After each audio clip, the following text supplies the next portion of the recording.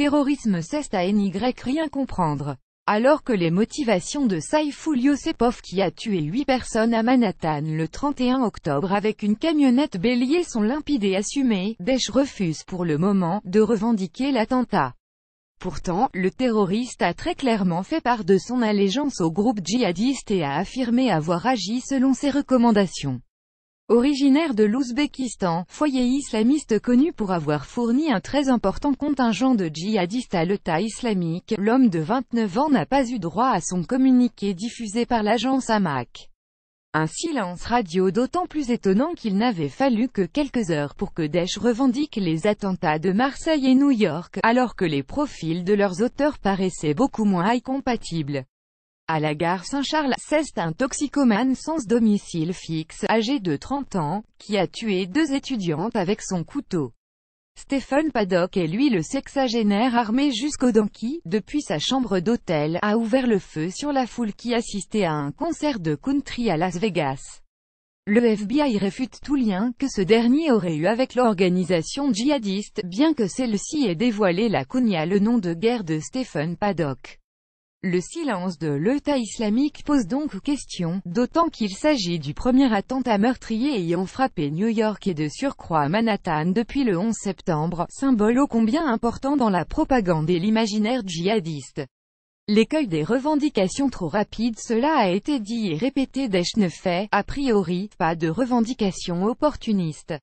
Exemple confirmant cette règle, l'Ain n'a jamais revendiqué le crash de l'avion égyptaire, alors qu'elle en aurait tiré un bénéfice énorme en termes d'impact sur les opinions publiques occidentales. Surtout que les autorités égyptiennes estimaient à l'époque que la probabilité d'un acte terroriste était plus élevée que celle d'une défaillance technique.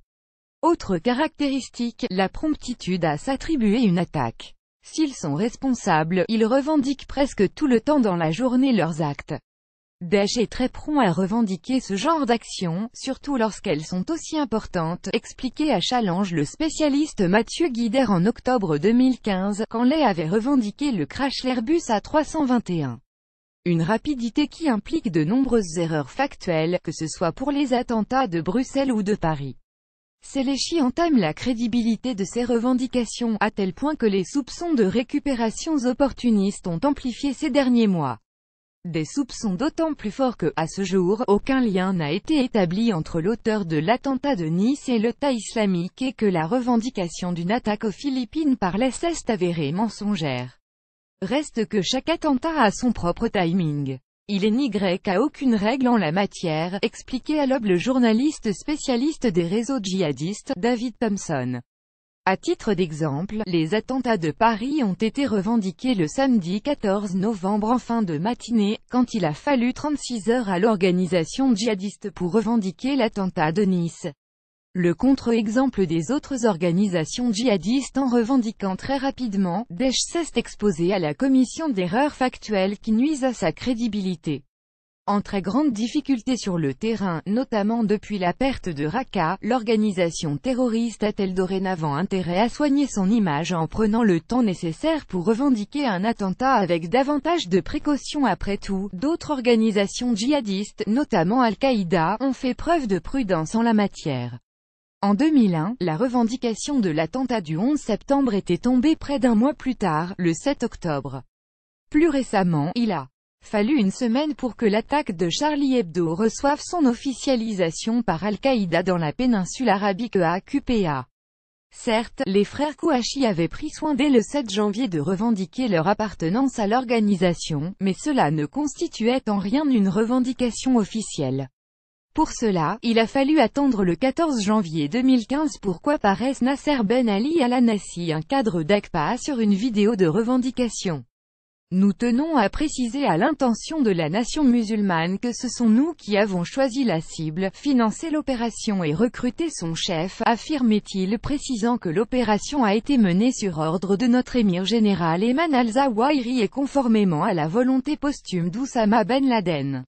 Alors, cela signifiait-il que Daesh compte changer de stratégie? Impossible de l'affirmer avec certitude.